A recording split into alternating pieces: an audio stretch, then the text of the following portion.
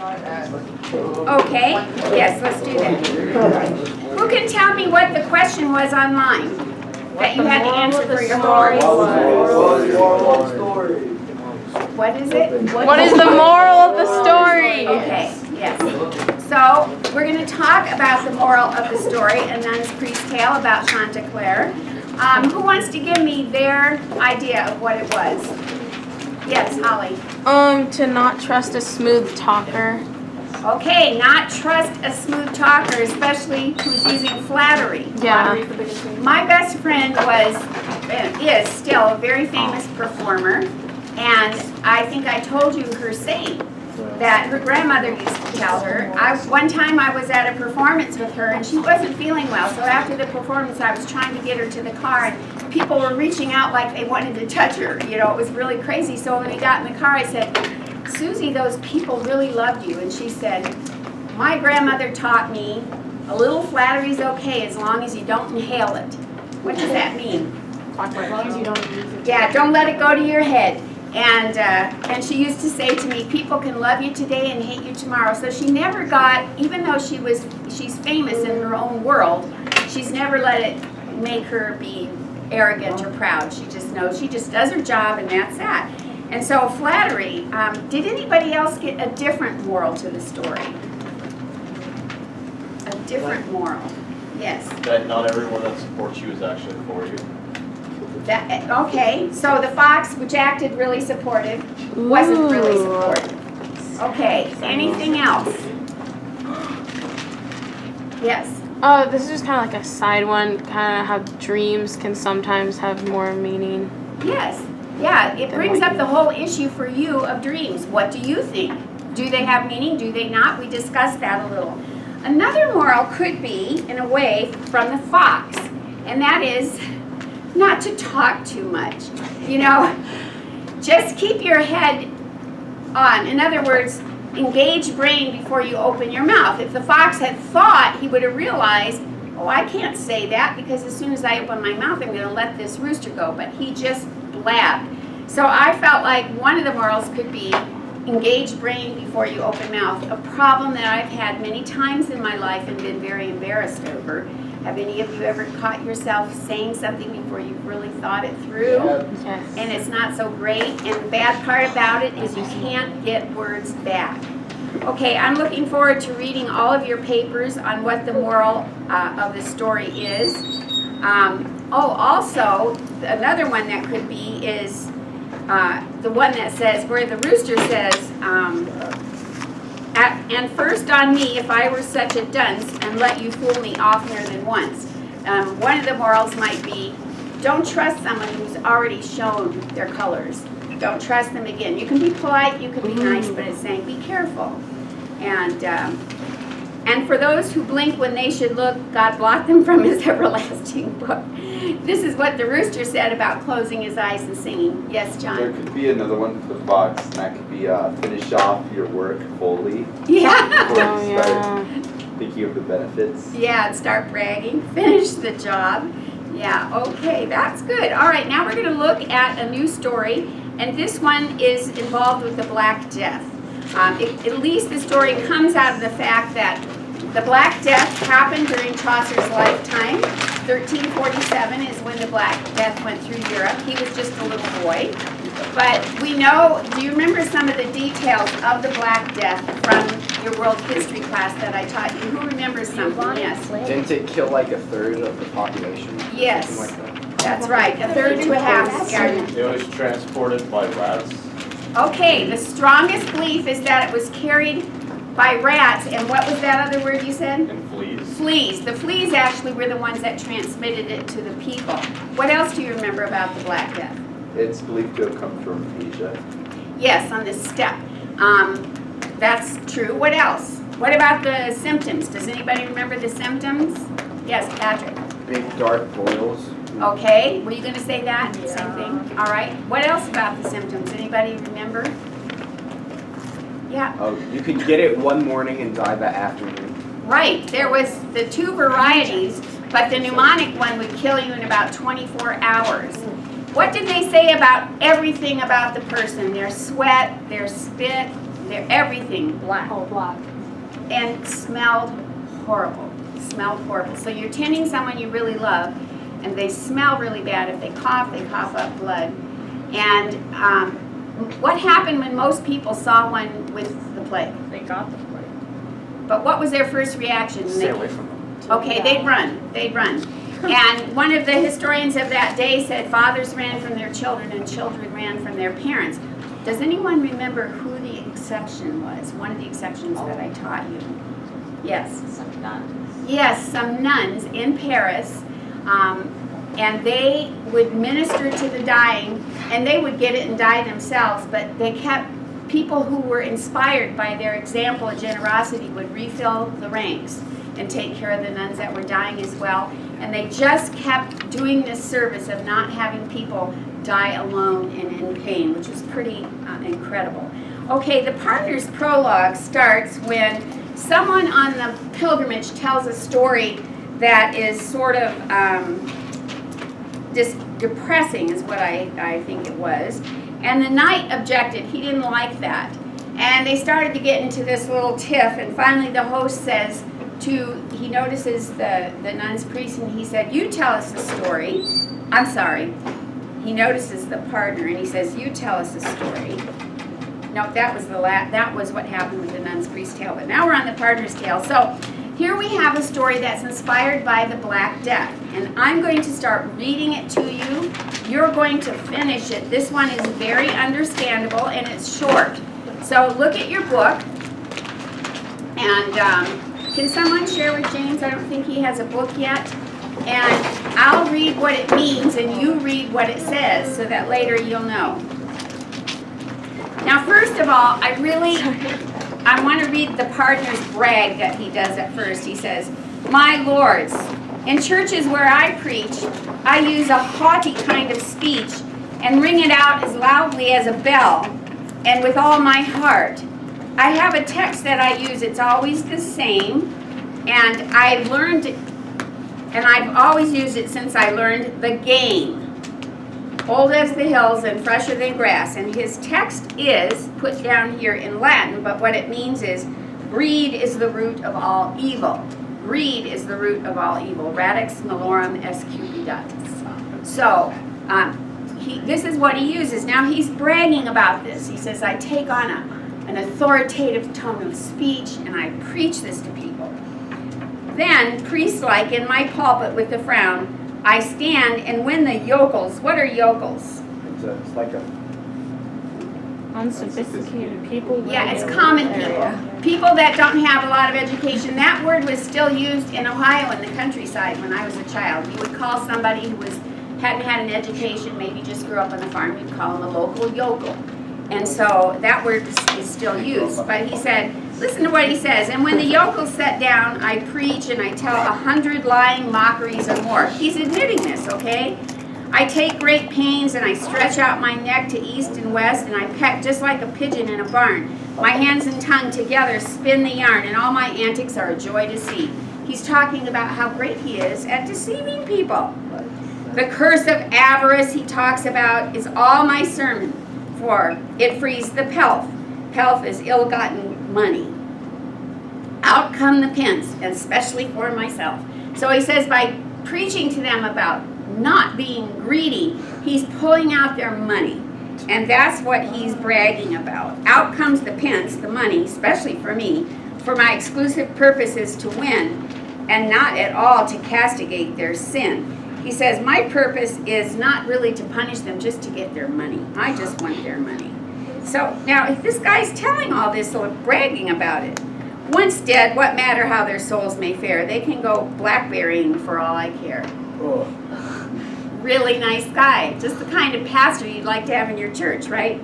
"Believe me, many a sermon or devotive exordium issues from an evil motive." Now here he's projecting. He says, many sermons are really done for gain. Is that true? Are there no honest men like the Parson. plowman? Oh, the The parson. parson? not a Yeah, he's projecting because he does it for ill gain. "Some to give pleasure by their flattery and gain promotion through hypocrisy, some out of vanity and some out of hate. Well, I wonder if he has all of those.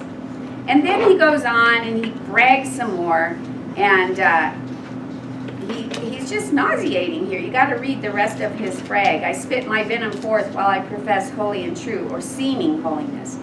But let me briefly take my purpose plain. I preach for nothing but for greed of gain. Pretty honest, huh?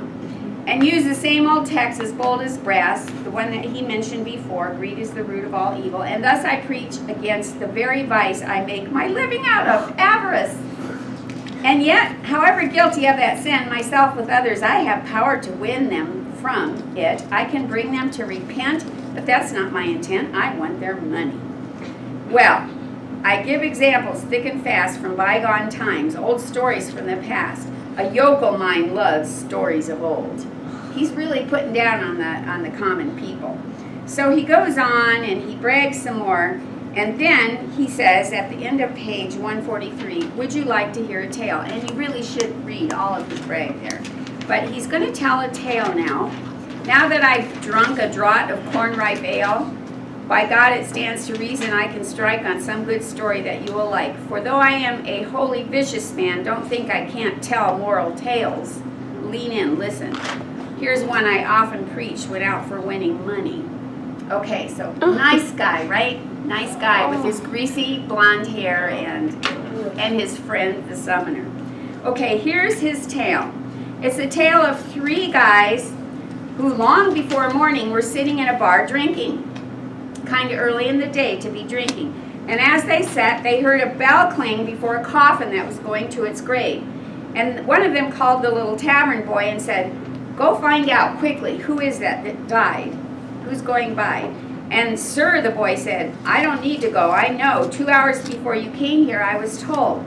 He was a friend of yours in days of old, and suddenly last night the man was slain. Up on his bench, face up, dead drunk again. There came a privy thief, a secretive, private, a sneaky thief, they call him Death, who kills us all around here, and in a breath he speared him through the heart, and he never stirred. And then Death went his way and killed 1,000 in the present plague. And sir, it doesn't do to be too vague. If you should meet him, you had best be wary. Be on your guard with such an adversary. Be ready to meet him wherever you go. That's what my mother said, and that's all I know. The publican joined in with, by St. Mary, what the child says is right. You best be careful. This very year he killed in a large village a mile from here, a man, a woman at surf and tillage while they're plowing in the field, a page in his house, and children. All were there. I imagine he lives around there. It's well to be prepared in these alarms. He might do you dishonor. The rioter said, is he so fierce to meet? I'll search for him, by Jesus, street by street. God's blessed bones I'll register a vow. Here, chaps, the 3 of us together now. Hold up your hands like me. We'll be brothers in this affair, and each defend the other, and we'll kill this traitor Death, I say. Away with him as he has made away with all our friends, tonight. So they made a bargain, swore with appetite, these 3, to live and die for one another, as brother born might swear. Okay, remember this. They have sworn to be as faithful to each other as brothers. Any of you guys have a really close buddy that you trust? If you have someone like that, you're really blessed. These guys, they banded together like brothers, and they swore to protect each other. Let's see what happens. So out they go in their drunken rage, and he says, if we can catch him, Death is dead. Line 131. When they'd not gone half a mile, just as they were about to cross stile, they came upon a very old man who humbly greeted them and began, God look to you, my lords, and give you quiet. To which the proudest of these riotous men gave back the answer, what, old fool? Get out of the way. Give place. Get out of the way. Why are you all wrapped up except your face? Why live so long? Isn't it time for you to die? The old fellow looked at him in the eye and said, because I never yet have found, though I have walked to India searching round village and city on my pilgrimage, one who would change his youth to have my age. And so my age is mine and must still be upon me until God wills it differently. Not even death, alas, will take my life, so like a wretched prisoner within himself, I walk alone and wait about the earth, which is my mother's gate. knocking with my staff from night to noon and crying, Mother, open to me soon, tapping the earth and saying, Mother, open to me soon. What does he mean? Yeah, let me die, let me die. Come on, earth, let me be buried there. I'm old, I'm ready to go. Look at me, Mother, won't you let me in? See how I wither, flesh and blood and skin. Alas, when will these bones be laid to rest? Mother, I would exchange, for that were best, the wardrobe in my chamber, standing there so long for yours, for a shirt of hair to be buried. But she's refused me her grace when it comes to the pallor of my withered face. So he's saying she won't let me die. But it dishonored you when you began to speak so roughly, sir, to an old man, unless he had injured you somehow. It says in the Holy Writ that you should be respectful to the gray-headed people and honor them, and therefore do no more harm to an old man now, or it's going to happen to you when you are old, if you should live till then. And so may God be with you, gentlemen, for I must whither I have to go. By God, the gambler said, you shan't do so. You don't get off so easy. I heard you mention just a moment gone a certain traitor Death who singles out and kills young fellows hereabout. You're a spy, by God. You wait a bit. Say where he is, or you shall pay for it. I say you've joined together by consent to kill younger folk, you thieving swine. Well, sirs, he said, if it be your design to find Death, turn up this crooked way toward the grove. I left him there today under a tree, and there you'll find him waiting. He isn't one to hide for all your prating. You see that oak? He won't be far to find, and God protect you that redeem mankind. A and amen. Thus that ancient man said. At once the three rioters run to reach the tree, and there they find a pile of gold florins. So this is solid gold coins, all right? And a florin. On the ground, new coined, 8 bushels of them. No longer was it Death they sought. 8 baskets of solid gold coins. Would you be happy? Yeah. They were.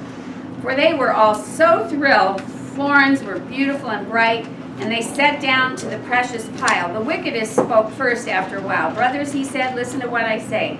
I'm pretty sharp, although I joke. It's clear that fortune has bestowed this treasure to let us live in jollity and pleasure. Light come, light go. We'll spend it as we ought. God's precious dignity. Who would have thought this morning was to be our lucky day? If one could only get the gold away, back to my house, or else to yours, perhaps the gold is ours, chaps, and we'll be at the top of fortune, but certainly it can't be done by day, because if other people see this, of course they're going to steal it. They would rob us.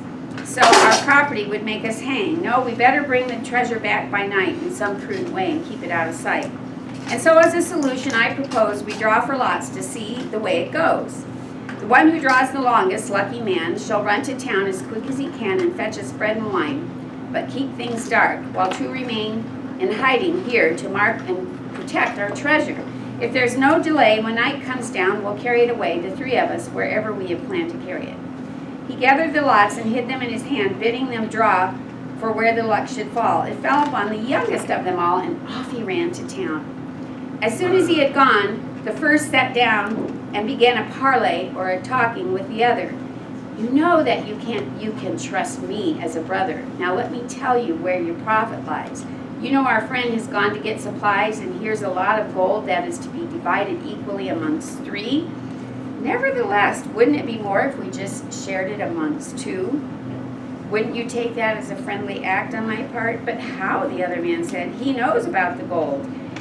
What can we tell him? What are we to do? It is a bargain, the first said, or no? For I can tell you in a word or so what's to be done to bring the thing about. Trust me, the other said. You needn't doubt my word. I won't betray you. I'll be true.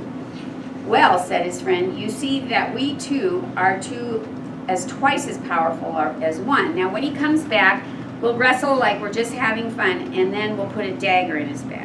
While you and he are struggling as in a game, then draw your dagger too and do the same. Then all this money will be ours to spend, divided equally, of course, dear friend. We can gratify our lusts and fill the day with dicing and our own sweet will. If you found a fortune that was worth, millions of dollars, like this probably was in that time, what would you decide to do with it? They've made their decision, what they're gonna do with it. They're gonna gamble and play and live for pleasure until they die. Think about what you would do with all that money. Thus, these two miscreants agreed to slay the third and youngest, as you heard me say. Does anyone know how long this class goes? I think I have it written down. Okay, we have 3 minutes. Now, this is very easy. I want you to see what happens to the other two. It's just a page left. Please read it, and tomorrow we're going to have a quiz on the Partner's Tale, and I'll ask you some questions about it tomorrow. So far, you understand the story, right? So these two are plotting to kill the poor young kid. You need to read the rest and see what happens. It's a very interesting tale. We'll talk about it.